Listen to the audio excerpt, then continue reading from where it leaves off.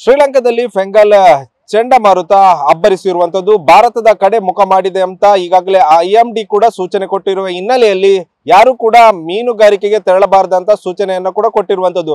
ನಾವೀಗ ಉಡುಪಿ ಜಿಲ್ಲೆಯ ಮಲ್ಪೆ ಬೀಚ್ ನಲ್ಲಿ ಇದ್ದೇವೆ. ನಾವು ಚಿತ್ರಣವನ್ನ ಗಮನಿಸಬಹುದು. ಸದ್ಯ IMD ಕೊಟ್ಟಿರುವಂತ ಸೂಚನೆ ಹಿನ್ನೆಲೆಯಲ್ಲಿ ಮೀನುಗಾರಿಕೆಗೆ ತೆರಳದಂತೆ ಯಾರನ್ನು ಕೂಡ ಈಗ ಸದ್ಯಕ್ಕೆ ಕಟ್ಟೆಚ್ಚರ ವಹಿಸುವಂತ ಕೆಲಸವನ್ನು ಕೂಡ ಮಾಡಿರುವಂತದ್ದು. ಮುಂಜಾನೆ ವೇಳೆಯಲ್ಲಿ ಸಾಕಷ್ಟು ನಾಡದೋಣಿ ಮೀನುಗಾರಿಕೆ ಆಗಿರ್ಬೋದು, ಸಾಂಪ್ರದಾಯಿಕ ಮೀನುಗಾರಿಕೆಗೆ ತೆರಳುವ ಸಂಖ್ಯೆ ಜಾಸ್ತಿ ಇರುತ್ತೆ. ಆದ್ರೆ ಸೈಕ್ಲೋನ್ ಎಫೆಕ್ಟ್ ನಿಂದಾಗಿ ಯಾರು ಕೂಡ ಸಮುದ್ರಕ್ಕೆ ಇಳಿತಿಲ್ಲ. ಮತ್ತೊಂದು ಕಡೆಯಲ್ಲಿ ಆಳ ಸಮುದ್ರಕ್ಕೆ ಹೋಗಿರುವಂತ ಬೋಟ್ಗಳೇನಿದೆ ದಡದ ಕಡೆ ಮುಖ ಮಾಡಿರುವಂತದ್ದು, ಬಂದರ್ನ ಕಡೆ ಮುಖ ಮಾಡಿರುವಂತ ಚಿತ್ರಣವನ್ನು ಕೂಡ ನಮ್ಗೆ ಕಾಣ ಸಿಗುತ್ತೆ. ಯಾಕಂದ್ರೆ ಆ ಒಂದು ಭಾಗದಲ್ಲಿ ಸಾಕಷ್ಟು ಆಳ ಸಮುದ್ರ ಬೋಟ್ಗಳು ಕೂಡ ಈಗ ಬಂದರಿಗೆ ಬಂದು ಈಗ ಒಂದು ಲಂಗರ್ ಹಾಕಿರುವಂತದ್ದು. ಸದ್ಯ ಈ ಒಂದು ಭಾಗದಲ್ಲಿ ನಾವು ಗಮನಿಸಬಹುದು, ಇದು ನಾಡ ದೋಣಿ ಮೀನುಗಾರಿಕೆಗೆ ತೆರಳುವಂತ ದೋಣಿಗಳು ಈಗ ಈ ಒಂದು ದಡದಲ್ಲಿ ಲಂಗರ್ ಹಾಕಿರುವಂತ ಚಿತ್ರಣವನ್ನು ಕೂಡ ನಾವು ಗಮನಿಸಬಹುದು. ಯಾಕಂದ್ರೆ ಈ ಎಲ್ಲಾ ದೋಣಿಗಳೇನಿದೆ ಇದು ಎಲ್ಲವೂ ಕೂಡ ಮುಂಜಾನೆ ವೇಳೆಯಲ್ಲಿ ಹೋಗುತ್ತೆ. ಆದ್ರೆ ಸೈಕ್ಲೋನ್ ಎಫೆಕ್ಟ್ ಇರುವುದರಿಂದ ಯಾರು ಕೂಡ ಸಮುದ್ರಕ್ಕೆ ಇಳಿಯುವಂತ ಒಂದು ಸಾಹಸವನ್ನ ಮಾಡ್ತಾ ಇಲ್ಲ.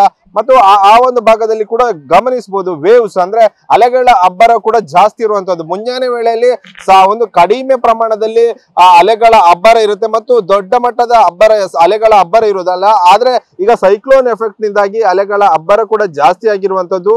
ಯಾರು ಕೂಡ ಸಮುದ್ರಕ್ಕೆ ಇಳಿಯುವಂತ ಸಾಹಸನ ಮಾಡಬಾರ್ದು ಅಂತ ಈಗಾಗಲೇ ಹವಾಮಾನ ಇಲಾಖೆ ಎಚ್ಚರಿಕೆ ಕೊಡುವಂತ ಕೆಲಸವನ್ನು ಕೂಡ ಮಾಡಿರುವಂತದ್ದು.